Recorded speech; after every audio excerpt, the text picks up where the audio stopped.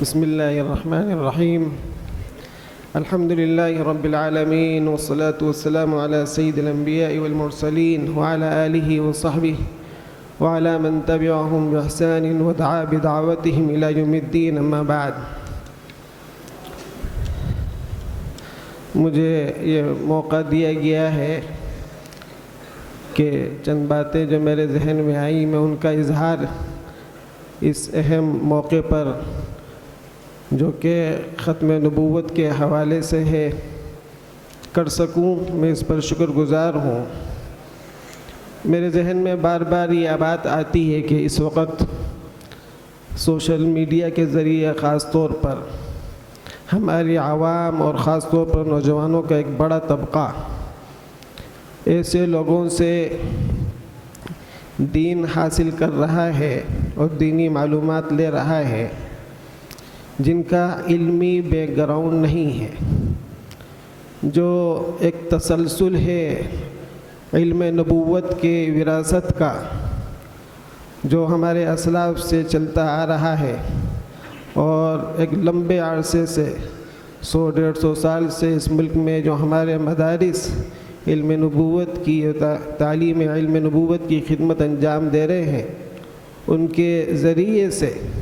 یہ ایک مستند ذریعہ ہے، ایک مستند راستہ ہے علم نبوت کو حاصل کرنے کا،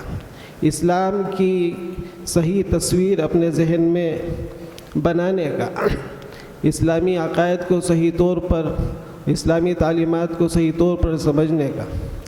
ہم اس راستے کو چھوڑ کر دوسرے راستوں پر جا رہے ہیں، صرف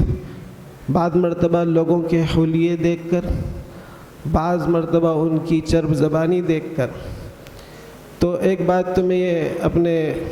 مسلمان بھائیوں سے یہ عرض کرنا چاہتا ہوں کہ کسی نے کیا خوب کہا تھا کہ ان هذا العلم نور فانظروا عمن تاخذونه عنه، کہ یہ علم جو ہے علم نبوت یہ نور ہے اللہ کا، ذرا دیکھ لیا کرو کہ کس سے حاصل کر رہے ہو. یہ بات آج نہیں بلکہ قرون اولیٰ میں کہی گئی. تو آج اس کی کیا اہمیت ہے اس کو آپ بخوبی سمجھ سکتے ہیں. میرے ذہن میں ایک بات یہ ہے کہ ہمارے پاس جو اس وقت جو کچھ بھی ذرائع اور وسائل باقی ہیں، تو ایک ذریعہ ایک وسیلہ ایسا ہے جو ہمیشہ سے رہا ہے، اور خاص لگتا ہے کہ جیسے اللہ تعالیٰ نے آج اس کی حکمت سمجھ میں آتی ہے کہ وہ حکم کیوں ہے جمعے کی نماز کا اور جمعے کے خطبے کا. کتنا اہم میڈیا اور کتنا اہم وسیلہ ہمارے پاس ہے کہ جس کے ذریعے ہم اپنے دین کی صحیح تعلیمات اپنی عوام تک، مسلمان عوام تک پہنچا سکتے ہیں. خاص طور پر اس موقع پر میں کہوں گا کہ آج یہاں اعلان ہونا چاہیے کہ مہینے میں فی الحال چونکہ ہنگامی معاملہ ہے تو کم سے کم چند مہینے تک مہینے میں 2 بار صرف ہمارے خطباء صرف اس موضوع پر خطاب کریں. اور اس کے لیے میں گزارش کروں گا دارالمبلغین سے کہ ماشاءاللہ ان کے پاس لٹریچر تیار ہے. حضرت مولانا عبدالعلیم فاروقی صاحب رحمۃ اللہ علیہ نے اس پر محنت کی، اس پر لٹریچر تیار کروایا، یہ حاصل کیا، وہ موجود ہے. اس لٹریچر کو عام کیا جائے، سوشل میڈیا کے ذریعے لوگوں تک، خطباء تک اس کو پہنچایا جائے. کم سے کم مہینے میں 2 بار، ایک جمعہ چھوڑ کر دوسرے جمعے میں، ہر جمعے میں ایک ہی بات کہی جائے گی، لوگ اوب جائیں گے. حکمت اور مصلحت کا تقاضا یہ ہے کہ وقفے سے لوگوں کے سامنے اس موضوع پر بات کی جائے. تو ہمارا ایک بڑا مجمع ابھی بھی الحمدللہ جمعے کی نماز میں آتا ہے، تو اس کے ذریعے بات پوری مسلم عوام تک ملک بھر میں پہنچ جائے گی. اور پھر ایک عام بات اس طرح کے فتنوں سے نمٹنے کے لیے کہ جمعے کی جو خطاب ہے اس کو ہم ملک کی سطح پر ہمارے جو بڑے ادارے ہیں اس کو منظم کرنے کی کوشش کریں، اور ایسا لٹریچر باقاعدہ تیار کیا جائے کہ وہ خطباء جو کم صلاحیت والے ہیں یا ہر موضوع پر ان کی نظر نہیں ہے، خاص طور پر عقیدے کے موضوع کو اختیار کیا جائے. جمعے کے خطاب میں عام طور پر اصلاح معاشرہ کی باتیں ہوتی ہیں،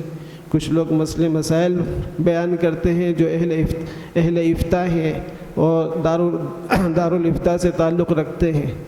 ان کے لیے ان کی مسئلے مسائل کی ضرورت دارالافتاء اور مفتیوں سے پوری ہو جاتی. لیکن عقیدے کا مسئلہ بھی اتنا نازک ہو چکا ہے کہ اس کو باقاعدہ جمعے کے جو خطبات میں تو سال بھر کے جو خطبات میں اس کو 1/3 خطبے اس موضوع پر ہونی چاہیے، اور جو اس موضوع سے تعلق رکھتے ہیں ہمارے مدارس میں جو لوگ جو علماء اس موضوع سے خاص دلچسپی رکھتے ہیں، جن کا خاص مطالعہ ہے، وہ ایک ایسا لٹریچر تیار کریں کہ ہمارے خطبہ اس کو بیان کر سکیں۔ تو انشاءاللہ امید ہے کہ کوئی بھی ہمارا جو اسلامی صحیح عقیدہ ہے، اگر عوام تک یہ ساری بات صرف اس وجہ سے ہے کہ جہالت ہے، اس جہالت کو دور کر دیا جائے۔ میں اسی پر اکتفا کرتا ہوں، اور موقع دینے کے لیے بہت بہت شکریہ، جزاک۔ کہ تجویز یہ ہے کہ ملک بھر میں ہر مہینے میں کم از کم 1 ہفتے جمعہ کے خطاب میں اس موضوع پر گفتگو کی جائے، اور اس کا مواد اور لٹریچر سوشل میڈیا پر عام کر دیا جائے تاکہ خطبہ اس سے استفادہ کر بیان اور تقریر کر سکیں۔ وآخر دعوانا ان الحمدللہ رب العالمین۔